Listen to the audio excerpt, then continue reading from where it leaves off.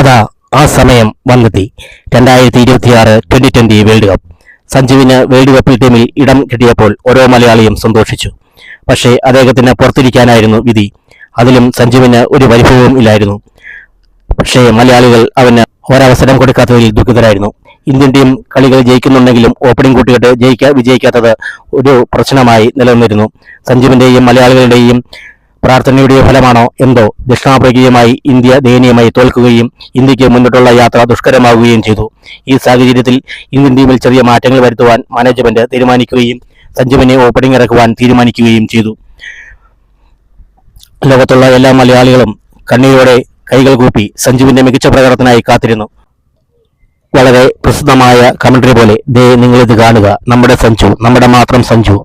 ഗ്രൗണ്ടിലെ തലങ്ങും വിലങ്ങും ഷോട്ടുകൾ വായിച്ചപ്പോൾ ഓരോ മലയാളിയും ആവേശത്തോടെ അവന്റെ പ്രകടനത്തോടൊപ്പം നിന്നു.